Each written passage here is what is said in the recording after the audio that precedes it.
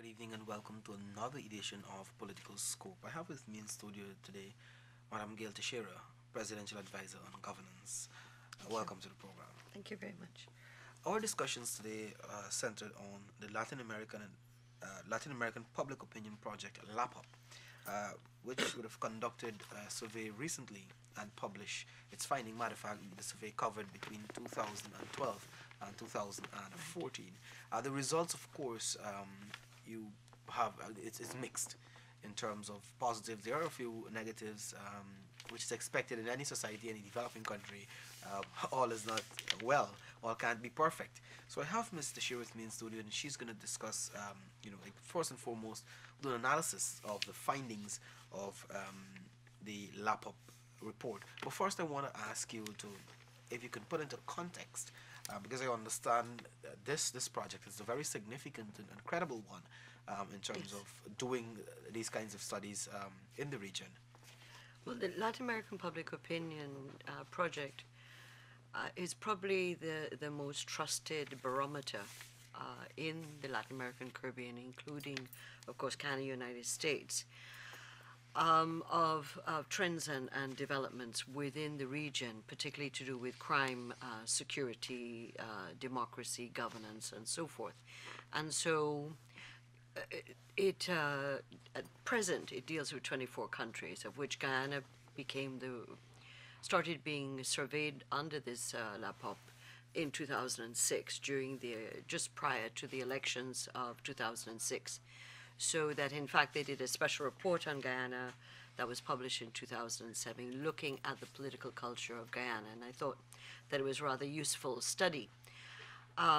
This is a very scholastic and a survey that is done across the countries, in which the materials are tested long in advance and that persons are trained to carry out the surveys in country. These are not, the individual respondents are interviewed face to face. So this is unlike Transparency International, which has maybe 6 people in Guyana who give opinions on Guyana. This is a perception indicator that is done on a face-to-face individual interview, which has particularly parameters and where there may be some innuendos that are specific to a country, but generally the questions are asked across the 24 countries.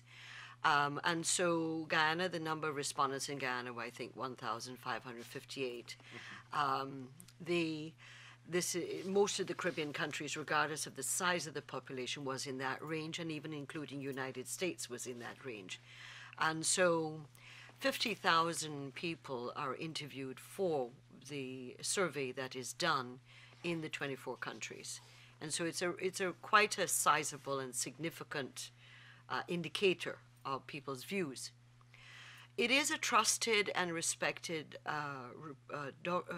process, because it is very careful in terms of testing materials before, as well as looking at the selection of persons who will be interviewed to represent class, rural, urban, geography, gender, for example, and in cases like Guyana, looking at the ethnic composition. And so it is a reasonably well trusted and respectable survey instrument to be used from the Vanderbilt University and from the USAID, which support it. It obviously is interesting for them to do with their Caribbean Basin Initiative issues from a security point of view.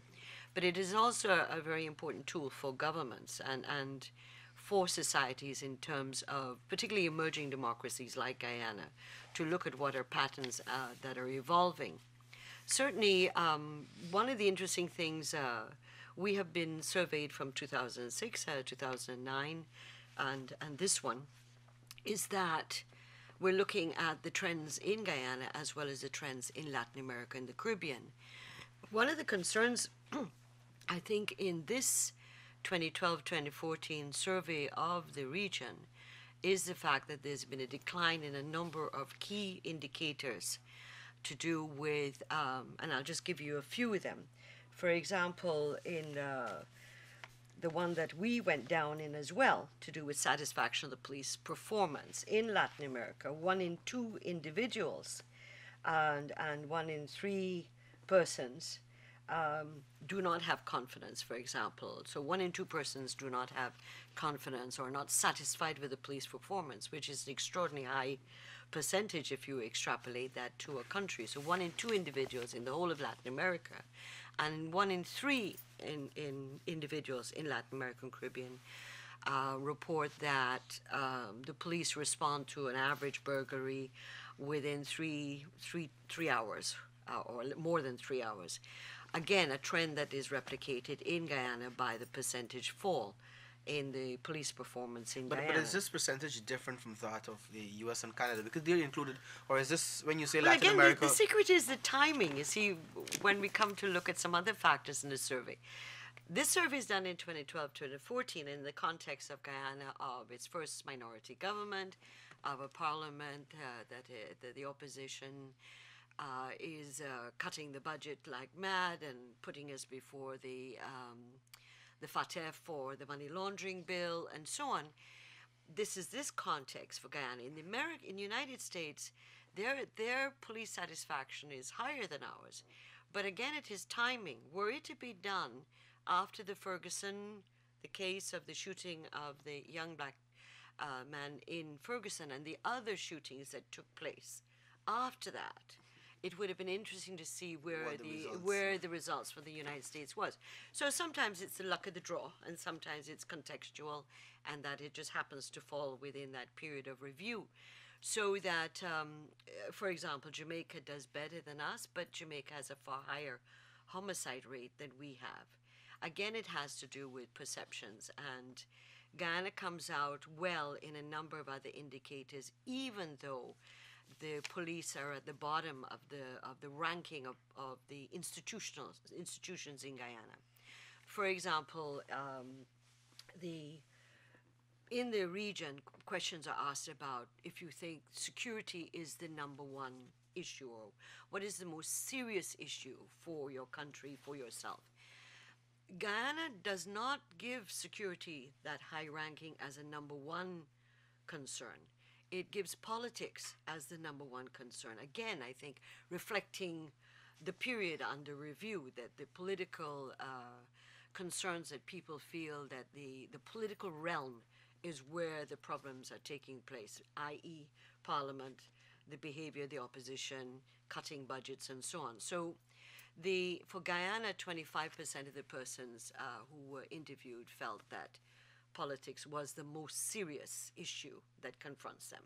But doesn't this fly in the face of the criticism that you're hearing, with regards to security concerns, especially from critics of the government, that, the crime situation is so serious, the population is in some level of fear, and that kind of thing. And this independent survey now putting not security as a number one, but politics, which I think, because of the period, may very well hinge on what happened in Parliament between 2012 and 2014. But funny, even the 206 study, which was at the time of the crime wave, the height of the crime wave in Guyana, security was high, but it was not the most serious concern. So we even ranked lower than other countries in that period. And again, politics was the concern that people had generally. But the interesting thing in the survey, because one thing one can look at graphs and diagrams, but it's in the descriptive areas of the survey that one finds some interesting things. For example, in the whole of Latin America, for example, the justice system, handling of citizen security, trust in courts, and the incumbent administration's performance were all declined in Latin America and the Caribbean. So it's a trend in the region, as well as confidence in the judicial system. When it came to issues of insecurity, one of the points that the LAPOP makes for 2014 for the region on the survey is that where you had urban populations who were surveyed and who paid a lot of attention to the media, that group seemed to have a heightened view of the level of insecurity that they were facing in terms of crime. And that would appear to be natural. You open the newspapers every day, you see someone's been shot, there's been a robbery, there's been a burglary, and so on, versus maybe persons who do not look at the media every day and who are not urban. So they're not in the capital where they're confronted every day and have access to information the same way, unlike a person who may be in a riverine area or in a rural area. Their feelings of insecurity may not be the same. And this was throughout Latin America, not just Guyana. But there are a couple of things that are interesting in the report, and that's what the points they made, is that crime victimization, or the perception of crime victimization in Guyana, had declined, and also perceptions of what was called corruption, that had also what you call corruption victimization rates had also declined. Two interesting ones in terms of for Guyana, that unlike what are perceptions, so there are sometimes general perceptions that there's corruption out there, but in terms of when people were asked questions, were you a victim, do you know of someone being a victim, then the figures suddenly dropped. And I think that's an important issue. We generally know that people's perceptions also are guided by geography and sometimes areas of where they interact. So urban persons have a different view of corruption than rural persons, and persons sometimes even in their ethnic or class positions. So urban, for example, urban middle-class people tend to have a view of a higher level of perception than rural persons who may be farmers and living in rural settings. So there are differences, but the important thing for Guyana, I think, is that the perception of crime victimization, the perception of corruption victimization both declined. And in fact, in the crime victimization, despite the criticism or the comment about the police performance, in fact, we came out at second from the bottom, the second lowest country with the lowest level of crime victimization. And in terms of corruption, we also came out at the mid-range in terms of corruption victimization for the 24 countries. So these are two positive trends that took place in Guyana between 2012 and 2014.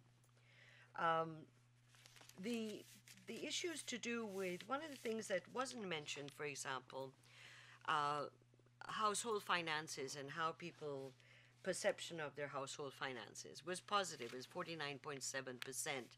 And again, Guyana came out in the mid-range of the countries. And this is a reflection of, I believe, the positive economic growth rate we've seen over 7 consecutive years, unlike in other countries that may have had impact on the global and economic and financial crisis. So that this, the positive nature, despite, again, contradictions that come out later in the report, the fact that the 49.7% of those who were, interviewed felt that their household finances were relatively satisfactory. And again, that's an indicator of a number of the low cost of living, for example. How is this compared to previous reports? I wouldn't be able to say that right now. I can't remember in the 206 that was a question asked.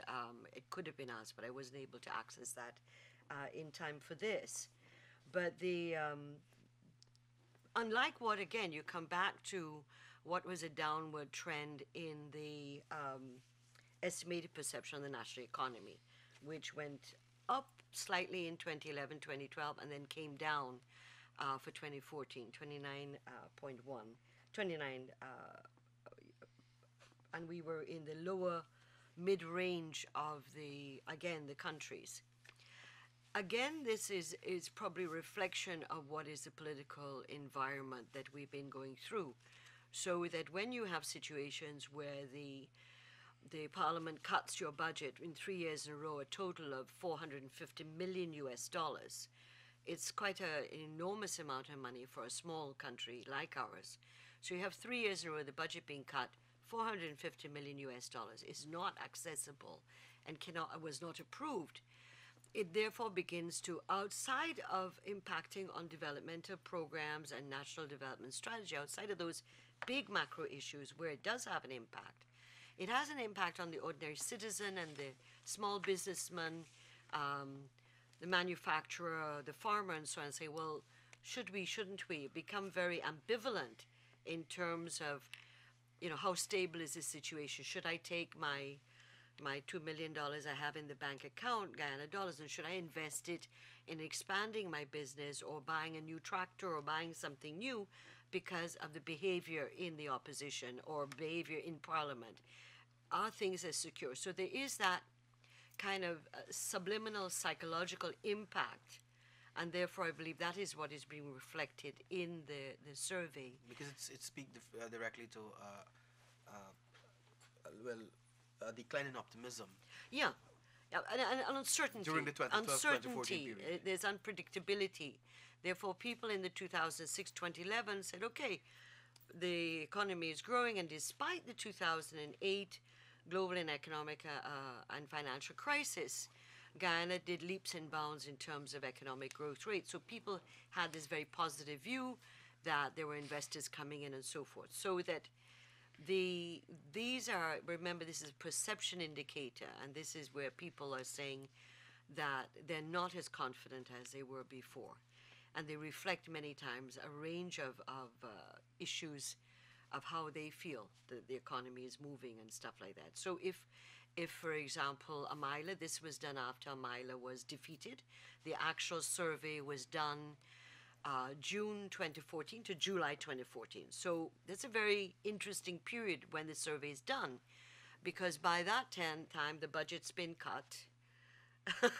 In 2014, you have the money laundering bill has not been passed, and therefore the Guyana is on the cusp of being put before the FATF for review. June 2014 is when we're flying off to Paris to seek further time, and of course it's denied.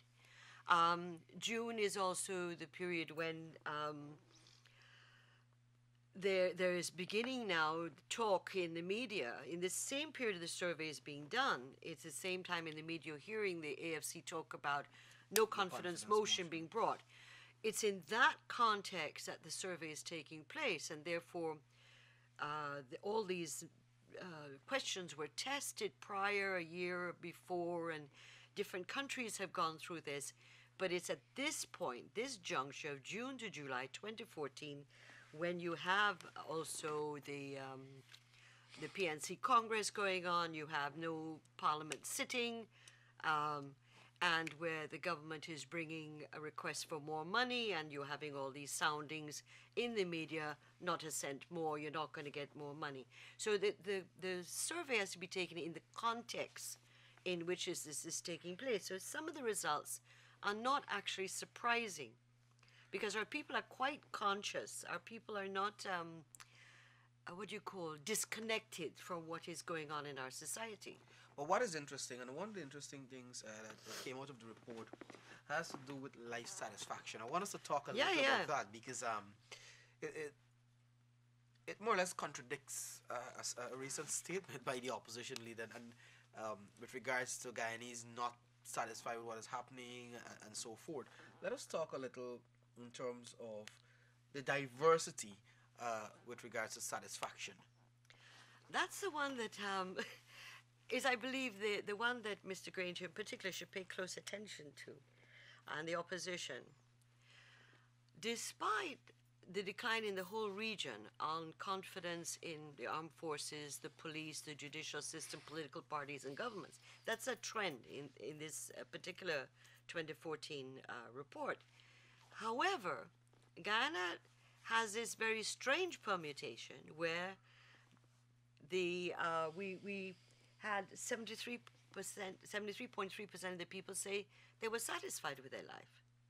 And so this prophet of doom approach of Mr. Granger, that this is an unhappy nation, we're all unhappy people, is debunked by very hardcore data coming out in this survey that's saying that people's life satisfaction And what is most interesting in this study is that who are those persons saying that they're satisfied? And this is the group that is the new voters, young voters going into the 2015 elections. The groups that have the highest levels of life satisfaction are those between 18 and 25, and the older group that are plus 40 going into their 60s. These are the two groups that have indicated in the survey a high level of life satisfaction. Again, also it points to those who have a high level of life satisfaction being rural people versus urban, and I guess, and in addition to that, from an ethnic point of view, Indo-Guyanese and Amerindians and others, so that again this mirrors some of the what we know as political parties and we know as government that is taking place in the society. And so this is a kind of validation for some of the things the government has been saying, a lot of the youth programs and so forth. The fact that health and education come out well, and that satisfaction in the performance of health and education, and you have also then the perception of household finances, all putting Guyana in the mid-range and the upper mid-range in some of these perceptions, means therefore these are indicators many times where people have dissatisfaction. And because Guyana has come out in those areas with positive indicators or not negative, let's put it that way, therefore Guyana is, the general view of people is that some of the key areas where you have problems, can your children get to school? Can they have access to education? Do people have access to health services? Guyana is coming out well in that. And therefore these are some of what you call the irritants that make people many times feel that they don't have life satisfaction. So the three indicators there contribute to that. Life satisfaction obviously has to do with your own personal views of where life is going, and if you're confident in that. And I think this is the indicator that probably for Guyana and for this report is the most instructive in terms of where we are going and how people feel about that. There's some other interesting things in the report that, for example, Guyana comes out low in terms of perceptions, for example, of extortion or blackmail in their neighborhood. They come out low in terms of murders. It comes out low in terms of burglaries in the neighborhood. Although if one were to go from the media, you would think there's a burglary taking place almost every hour in Guyana. In fact, Guyana is the lowest country in the whole region in terms of burglaries in the neighborhoods. And so there are those kind of positive things. Again, we come out low in terms of perceptions of gangs in the neighborhood. And these are all areas that would, were they to have been high, would have probably impacted on life satisfaction. So life satisfaction has to do with how people perceive their families, their neighborhood, their surroundings, and confidence in their own futures. Number of persons who, out of fear of crime, organize themselves in communities. Again, Guyana is low on that. Guyana is low in terms of vigilante justice. Guyana has, even in the 2006 period where we were in the high crime wave, Guyana came out low in the view of vigilante justice. It did not, something in our culture, who we are, was not supportive of that. Obviously the issues, the areas that are of concern obviously had to do, and this is where the police performance came out, was the issue of response time. And this is an issue that has bedeviled the government for quite a while, and as the public knows, we had the IDB, Government of Ghana Home Affairs Citizen Security Project. We have had a whole program with the reform of the police force. The We are working in the Caribbean region on what is called impacts to recognize that many types of crimes are transnational or cross borders. For example, there's a whole succession plan that's been worked on with the police, and so it isn't for the want of trying, but there are how do you say, change. People don't always like change, and particularly certain sectors are probably more conservative than others to change. Health, education, and police are probably the sectors that are very resistant to change, and whether it has to do with turfism, whether it has to do with a whole range of other factors, one isn't sure.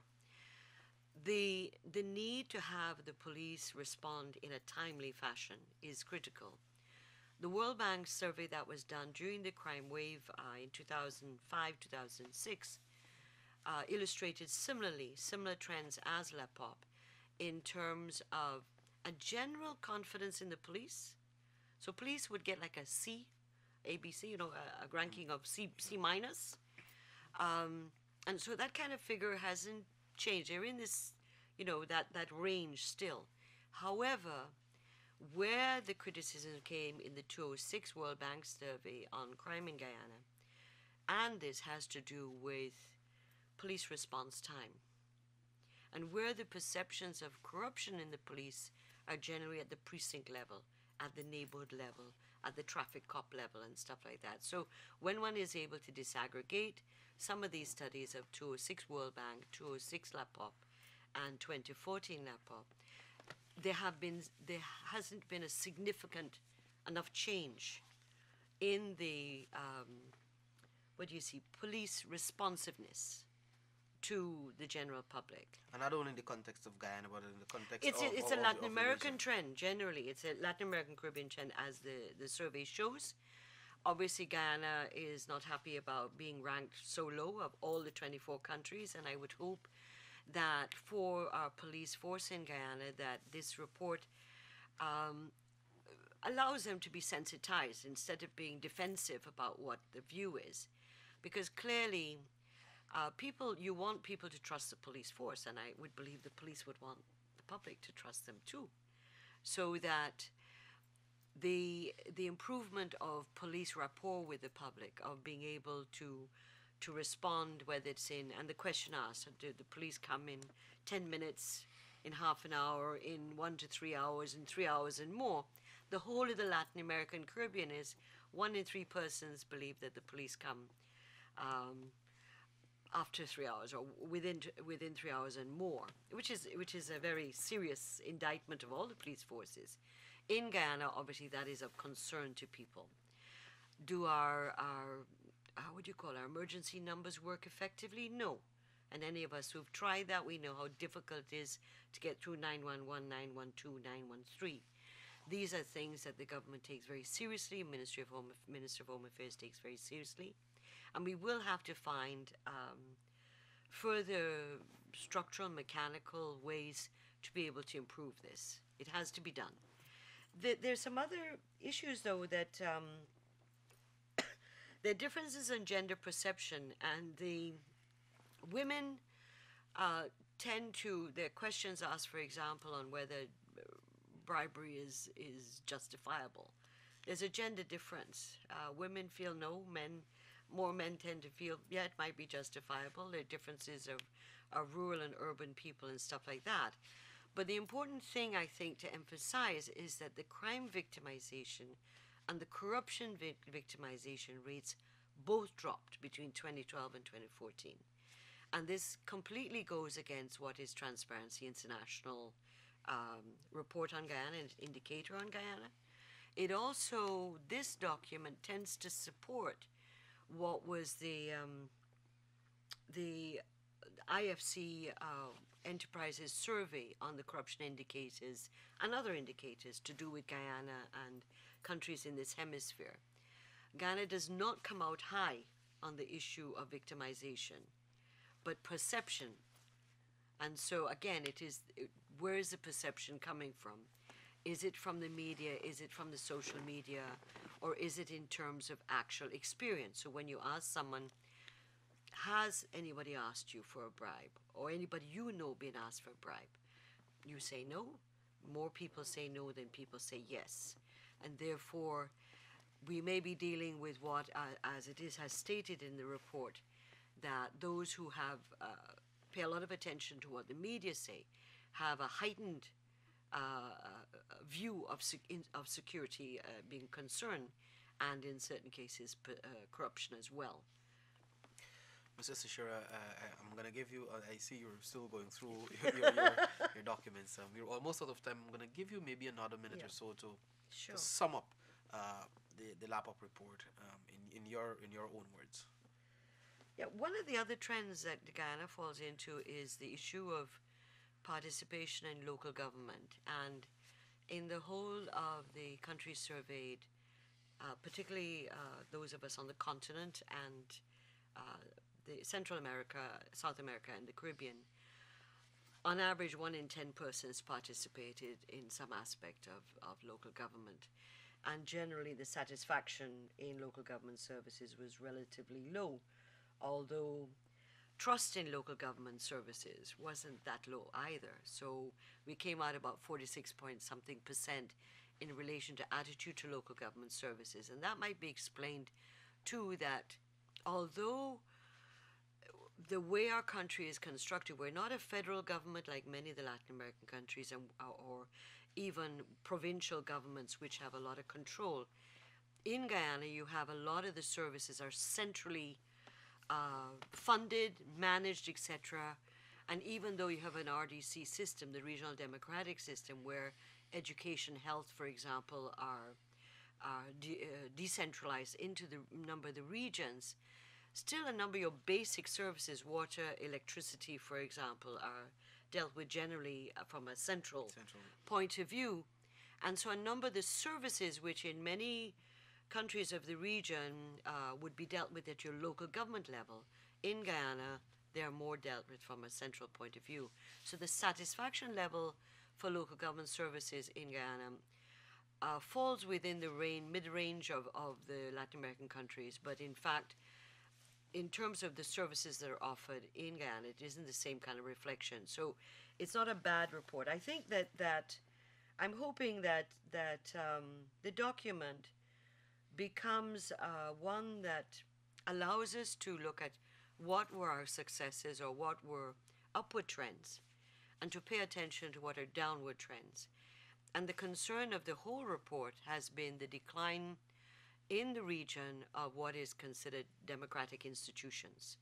So what is happening in the region in terms of people's trust and confidence in the judiciary, in the courts, in the police, in the armed forces, in the governments. And for us in Guyana, clearly the general view is that, and this has been a trend to do with the judiciary and the police, that has not deviated remarkably over the years. And therefore, for me, the judiciary and the police have to pay greater attention to these statistics to be able to improve and to build trust. Governments don't build trust in judiciaries. Judiciaries build trust in judiciaries. And for the political parties, obviously political parties ranked just above police, which again is not a positive indication for political parties. The government was higher up in the ranking than the political parties. And so I think it's a useful tool for our country. It is one in which it would be interesting after the 2015 elections to assess if there have been changes. But I also believe in doing any kind of study or survey in the kind of situation that Guyana has been in from 2012. Some of the findings are not as, for me, not as shocking because of the context where you're operating. And therefore people could have answered even more negatively. The fact that they didn't shows that there's still some level of stability, and there's level of some trust in that the political systems or the institutional systems are working. Mrs. Teixeira, I want to thank you very much for joining us this evening. Of course, our discussions were centered on the LAPOP report, the findings of that survey, and the areas in which, or the assessment of Guyana, dealing with a range of issues, inclusive satisfaction with the way the police operate, if you want to put it in simple terms, as well as the satisfaction of Guyanese at large. So I want to thank you very much for joining us, and Mrs. Tishira, I want to thank you very much for being Okay, part of thank the you. program. Thank you.